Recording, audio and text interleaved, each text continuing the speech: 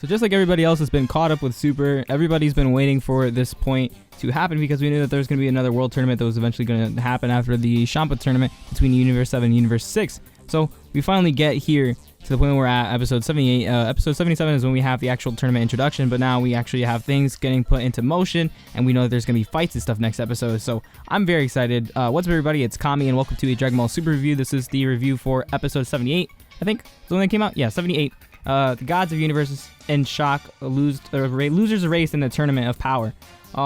So we've known like quite a few things about this actual arc for a while because of, you know, spoilers being leaked and stuff, but it's actually cool finally seeing them. And I guess talking about the episode, well, first off, you know, if this is like your first time coming to the channel, then hi. Normally I do JoJo content and stuff like that, but I'm not outside of the norm of reviewing anime and stuff like that. I've always done it.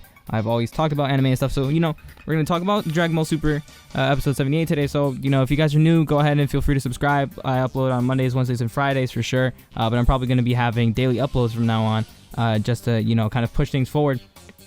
So if you're excited for that, you know, subscribe, leave a like, and let's jump into the episode. So the episode starts off resuming where we left off last time with the Grand Priest, with Beerus and the other Kais and Goku and Whis, and he's talking to them, giving them the explanation about the tournament, saying that he has to get the strongest people from his universe to fight, because the losers from the tournament, like anybody in the other universes that loses, their universe gets erased and they're just completely gone. So that's not a good thing at all, right? Because that means if Goku and his friends all lose, then bye-bye Universe 7, bye-bye Dragon Ball. Everybody's going to lose. Now, we know this is not going to end up happening. We know that in the end, Goku's going to do some crazy shit and he's going to win, right? We know that they're not going to lose, but it doesn't mean that danger isn't still there, and that doesn't mean we don't know about, you know, how things can just end up happening, because even if they might end up surviving, we don't know if somebody's going to die. We don't know if they're going to have to get the Dragon Balls and bring somebody back to life. We don't know what's going to go on. We don't know what kind of training people are going to go through. We don't know who's going to have like a new technique or something, and that's probably the most exciting thing. It's just, it's gotten to the point where we have an outline of how things are going to work out, but we don't know all of the details, and that's what makes it so exciting. And then on top of the Grand Prix giving Goku this very crazy and, you know, pretty life-threatening news, he also tells him that Xeno wants an exhibition match because the future Xeno hasn't seen these fighters fight, and he doesn't know what to expect out of the tournament since he wasn't there for the Champa tournament like the normal Xeno. So he says, hey, I want to see an exhibition. So the Grand Prix gets Goku, and he's like, all right, get somebody, get a couple people, and you're gonna, you know, choose your fighters, and we're going to go to Zeno-sama's palace, and you're gonna have an exhibition match. So he goes and he meets up with Vegeta and stuff, and he's like, hey, come with me and stuff, you know, we can go ahead and fight. And Vegeta's like, yeah, not now. And then he's like, hey, why don't you get your son, right? And Goku's watching Goten and Trunks, who are just sitting there sparring outside and stuff, and they're having like a little fight, and he's just like, no, they're too little. And then he's like, wait, oh yeah, my son. So he goes to Gohan, and he gets Gohan, and then he explains to Gohan, and not to anybody else, because, you know, Goku kind of has the common sense that, hey, if I tell everybody that the universe will get destroyed if we lose, everybody will have a panic attack, and everybody will freak out. So he only tells Gohan this, and Gohan's like, yeah, I'm not going to tell anybody. We'll keep this on the low. And then Gohan's like, all right, I guess I don't have a choice. You know, I'll go with you, and we'll go fight. And then they also end up getting Majin Buu. So right now we have Majin Buu, Gohan, and Goku. So we're still missing Roshi, Tien, Krillin, Android 17, and Android 18. Out of the team, and Vegeta. So we're missing those 6, but right now we have the first 3. So I think I forgot somebody, but oh well. So that's cool that we get to see these 3 fight right now, because, you know, we haven't seen Gohan do anything in a really long time, and I know all the Gohan fans are super excited. I'm excited to see Gohan do stuff too, because I myself am a, you know, Gohan fan. Also, I like Gohan. He's always been really cool. It was always one of my favorite moments in Dragon Ball, just watching him fight Cell and power through. And then the Majin Buu arc when he fights, you know, Super Buu, and he's all, you know, fight you, no, I want to kill you. Everybody likes Gohan, right? He's cool. So seeing him again in his normal karate gi with the orange and the blue is like really sick. It's dope to see him in this outfit again. He still has the glasses too, which I think is like, you know, dope. He kept them on, but he shows up with Goku, and Majin Buu goes, and Hercule's also there, Mr. Satan, because he has to pretty much talk to Majin Buu to make him do anything, or else he's not going to do anything. So they go to Zeno-sama's palace, and when they get to Zeno-sama's palace, all of the other gods from the other universes are there with their people, and we see all the different Kais with them, and a lot of the different gods looked really cool. There was like one of them kind of looked like some Cleopatra type of thing.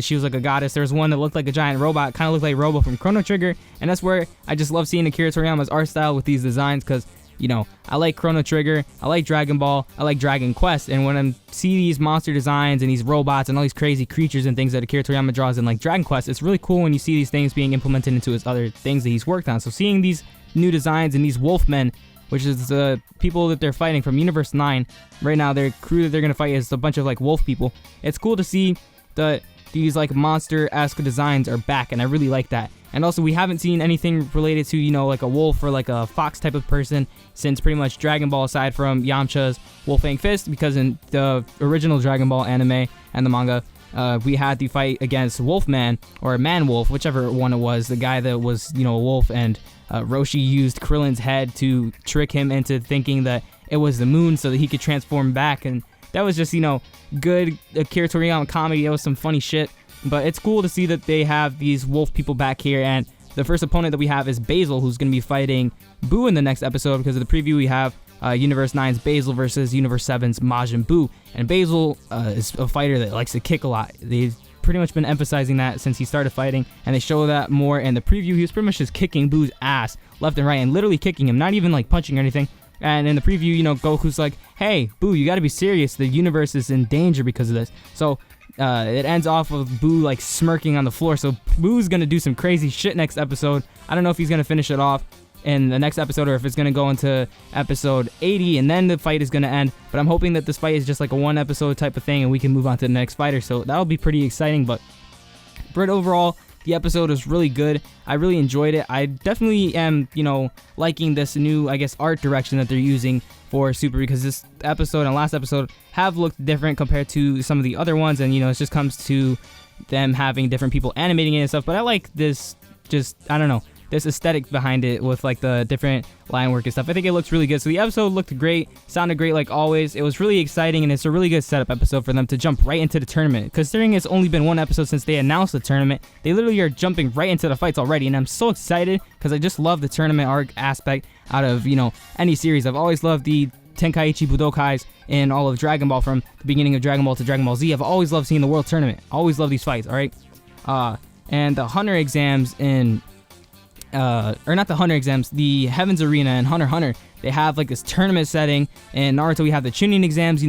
All these tournament arcs are so sick, and seeing them come back in Dragon Ball is really cool. I really enjoyed the Champa tournament between Universe 7 and Universe 6. I like stuttering my words there, but I'm just super excited. There's so many things that can happen.